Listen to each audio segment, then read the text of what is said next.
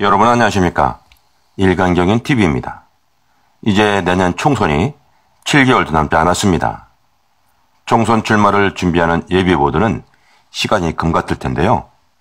그래서 일간경인 TV는 총선 인물을 만나다 시간을 마련했습니다. 오늘은 그 첫 번째 시간으로 전 광명시장을 지낸 자유한국당 이효선 광명갑 위원장님을 만나 전화 인터뷰를 진행하겠습니다. 전화 인터뷰 과정에 현장 음향이 고르지 못한 점 양해 부탁드립니다. 현장을 연결해 가겠습니다. 지금 어디 추석인데 나와 계세요? 지금 광명 사거리에서 1인 시위하고 있습니다. 네. 어떻게 내년 총선은 출마하실 건가요? 예, 당연하죠. 지금 당협위원장이니까 출마해야 되겠죠. 예. 그러면 내년 그 광명 갑구의 총선 전망은 어떻게 좀 보고 계셔요? 그거 하나님도 모르는 거 아닙니까? 국민들이 정하는 거니까. 네. 근데 역대 여기 광명갑에는 네네. 한 번도 당선된 적이 없는 지역입니다, 우리 당이. 네네네. 그래서 오히려 열심히 할 동기가 부여됐다고 생각합니다. 네네네. 여기 뉴타운이 많이 건설 중이고, 그래서 이사 가신 분도 많고 해서 정치 지형이 많이 바뀌었어요. 네네네. 저는 가망성은 있다고 봅니다만, 광명의 특수성 때문에 상당히 어려운 지역이다라고 말씀드리고 싶습니다. 네. 그럼 한 가지만 더 여쭤보겠는데요. 예. 이건 좀 포괄적인 부분인데 어떠세요? 자유한국당이 내년 총선 전망을 좀 생각한다면 어떻게 좀 생각하세요? 내년에는 우리가 이기지 않나. 근데 좀 아쉬운 거는 우리가 잘해서 이기는 것보다 네네네. 민주당이 실수를 해서 이길 것 같다는 생각이 현재까지는 들어요. 네네네. 우리 당이 지금부터 어떻게 하냐가 문제인데, 그래서 오늘 저도 지금 사거리에서 1인 시위를 하고 있습니다만은, 네네네. 최선을 다하면 우리 당이 이길 수 있다라고 저는 생각합니다. 네. 그럼 1인 시위는 어떤 것 때문에 지금 하고 계신 거죠? 조국이 임명한 거는 국민을 무시한 거다. 네네네. 여론이 60%가 반대라고, 네네. 찬성은 30%도 채 안 되는 건데 임명을 하면서 그 국민의 뜻이다. 아니면 네네네. 법과 원칙을 지켰다. 이런 식으로 대통령께서 말씀하시는 것이 딴 걸 다 떠나서 상식적으로 우리가 일반 개념의 상식에서 벗어나지 않나. 거짓말을 네네. 하고 지금 어쨌든 부인은 기소가 됐고, 네네네. 아들, 딸이 지금 논문이 취소되고 이렇게 되지 않았습니까? 네네네. 그리고 조국 본인도 동양대 총장한테 압력 전화를 했고, 네네. 그리고 또 서울대학교에서 단국대 장교수 아들과 자기 아들에 대한 인턴 증명서가 네네네. 그게 불법일 확률이 상당히 높거든요. 네네. 그러면 세상에 어느 나라가 현재 피의자로 의심을 받고 있고 가족이 기소당한 상태에서 법무부 장관을 시키는 나라가 어디 있는지, 이건 여야를 떠나고 좌우를 떠나서 상식에 벗어나는 거다. 네네네. 이제는 정권이 교체될 때가 됐다고 생각합니다. 네. 그러면 다시 한번 그 지역구 얘기를 좀 돌아왔는데요. 네. 지금 추석 맞이하면서 아마 지역구를 좀 많이 돌아다니시는 것 같은데, 어떠세요? 주민들의 반응이나 어려운 점 뭐가 있나요? 경제가 어렵다는 거죠. 예. 경제가 어렵다고 그러고, 정치가 너무 경제는 어려운데 정쟁은 하고 있고, 국민들이 혼란한 것 같습니다. 그래서 제일 문제는 일본하고의 관계, 네네네. 미국과의 관계, 북한과의 관계, 이 외교에서도 좀 힘들고, 네네. 국내 경제도 힘들고, 네. 모든 면에서 힘들어들 하시네요. 네. 그럼 아까도 조금 말씀을 해주셨는데요. 이제 네. 그 광명갑의 위원장으로 계시면서 이제 문제점이라 그러면 어떤 게 좀 있을까요? 아까 그 재개발 문제도 말씀을 해주셨는데,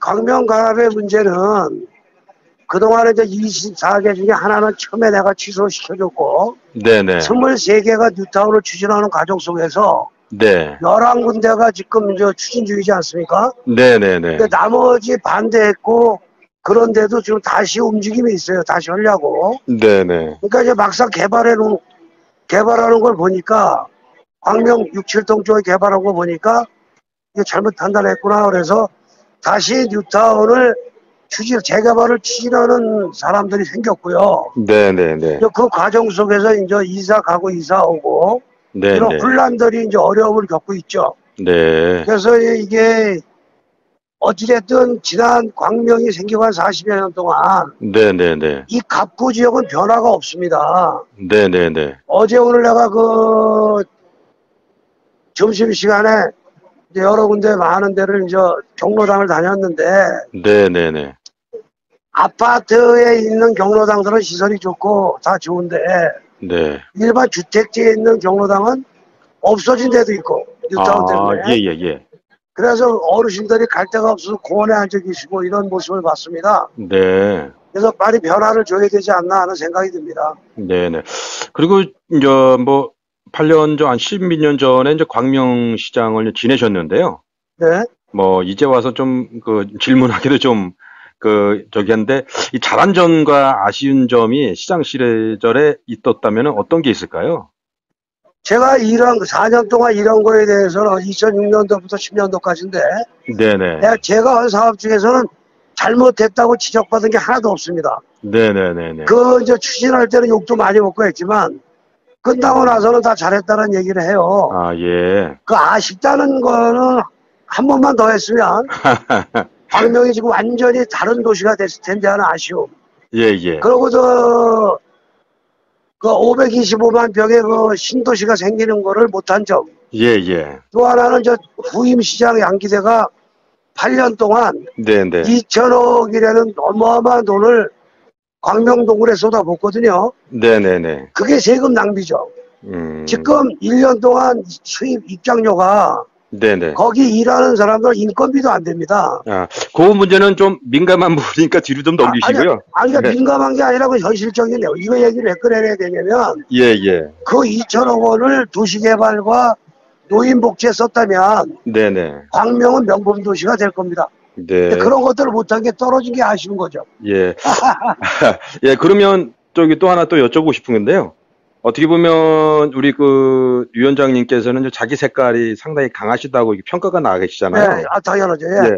그 자신의 강점과 약점이라면 뭐가 있을까요? 강점은 판단은 신중히 하되 네네. 일단 결정하면 추진을 상당히 빨리 하죠. 대기업처럼. 네네. 제가 현대자동차에 오래 있었기 때문에 네네네. 거기서 노조위원장을 하면서도 경영을 배워서 네네. 결정은 신중하게 또 시행은 신속하게 강한 추진력으로 한 게 제 장점이고요. 네네.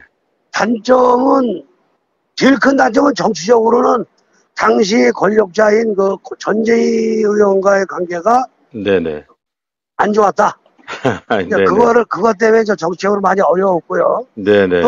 또한 단점은 남이 봤을 때 급하고 말을 막 하는 것 같지만 네네. 저는 말을 이렇게 빨리 하고 급하게 하더라도 생각 안 하고 얘기한 적이 없습니다. 그래서 네네. 그거는 단점은 뭐라 그럴까 너무 강하게 이미지가 박힌 거 네네.